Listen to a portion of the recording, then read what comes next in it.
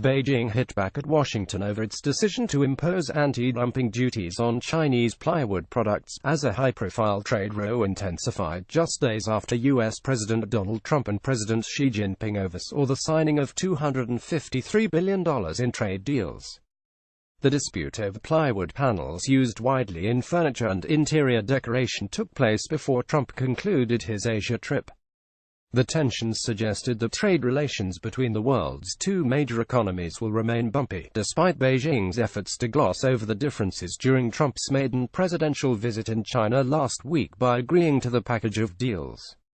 The U.S. Commerce Department said on Monday that it found China was providing subsidies of up to 195% of product value and would impose tariffs at corresponding rates. In response, China's Ministry of Commerce said in a brief statement on Tuesday that the U.S. method of calculating Chinese costs discriminated against China and violated World Trade Organization rules. China said it felt deep dissatisfaction over the case.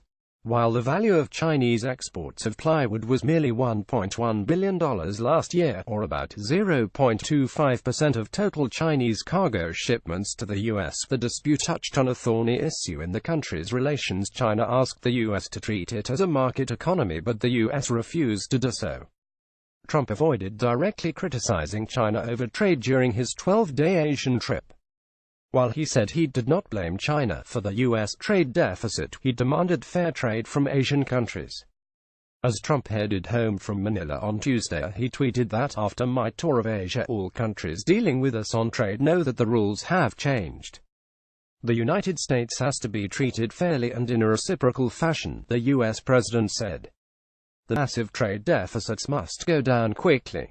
Huo Zhang, a former head of the Commerce Ministry's Research Institute, said it was unrealistic to expect China trade disputes to disappear in the near term.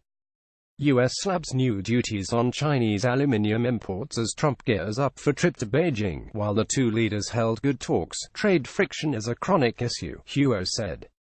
Trade is a complicated issue where the two countries have substantial disagreements. It is too optimistic to believe that Sino-US relations have entered into a new era and every problem will be solved, he said. Since last year's election campaign, Trump has blamed Beijing for the huge U.S. trade deficit, which stood at $347 billion last year, the largest in the world. Washington, which has failed to make much headway in narrowing the trade deficit with Beijing, has a long list of grievances about China on trade, including claims that it is dumping inexpensive steel onto the U.S. market and stealing U.S. intellectual property. "After my tour of Asia, all countries dealing with us on trade know that the rules have changed. The United States has to be treated fairly and in a reciprocal fashion.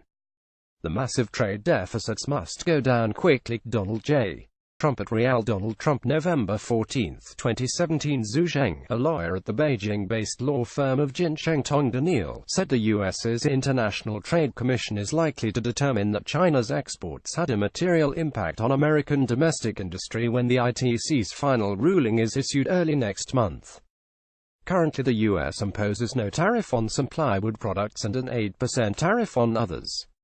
Zhu said, "It would be a huge blow to mainland exporters if anti-dumping and countervailing duties were levied." Brock Silvers, managing director at Kaiyuan Capital in Shanghai, said, "Trump is likely to be much tougher on China trade issues than previous presidents, and trade should continue to be a contentious issue in the near term."